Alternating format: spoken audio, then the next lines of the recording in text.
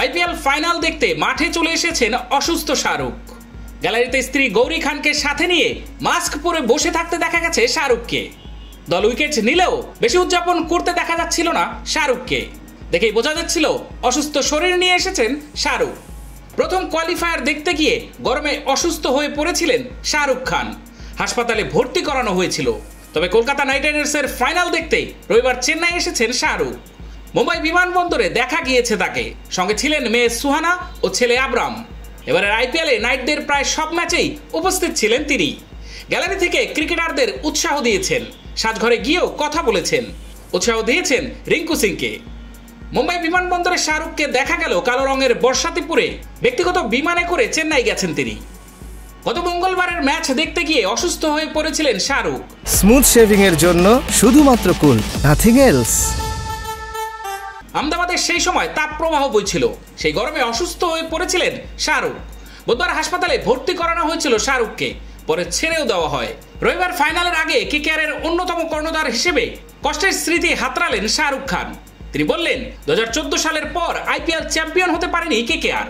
ব্যর্থতার সেই সময়ে নানা সমালোচনা শুনতে হয়েছে শাহরুখকে।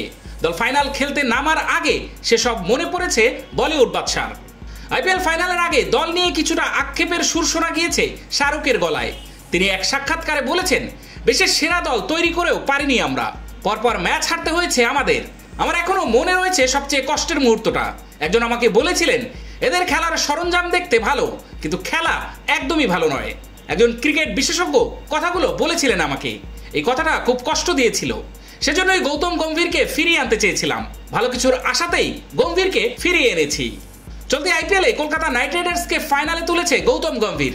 তার কাজে খুশি ভারতীয় ক্রিকেট বোর্ড। রাহুল দ্রাবিড় জানিয়েছেন যে টি-20 বিশ্বকাপের পরে তিনি আর কোচ থাকবেন না।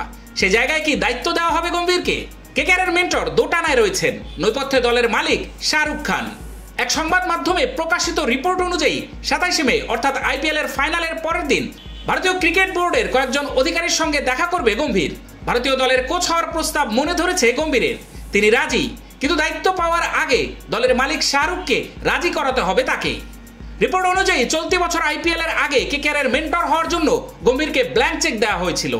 অর্থাৎ তিনি কত টাকা নেবেন তা ঠিক করার দায়িত্ব গম্ভীরকেই দেওয়া হয়েছিল। 1 বা 2 বছরের জন্য নয়, গম্ভীরকে 10 বছর কলকাতার মেন্টর হওয়ার প্রস্তাব দিয়েছিলেন শাহরুখ। অর্থাৎ আগামী 10 বছর কিভাবে দল চলবে তার নীল নকশা তৈরি করার দায়িত্ব ছিল গম্ভীরের। এই পরিস্থিতিতে যদি গম্ভীর ভারতীয় দলের কোচ হন, তাহলে আর আইপিএলে নিজের দায়িত্ব সামলাতে পারবেন না তিনি। অর্থাৎ 1 বছরের জন্য কেকেআরের মেন্টর হওয়ার পরেই দায়িত্ব ছাড়তে হবে তাকে। তাতে কি রাজি হবেন শাহরুখ? সেই প্রশ্ন উঠেছে এখন।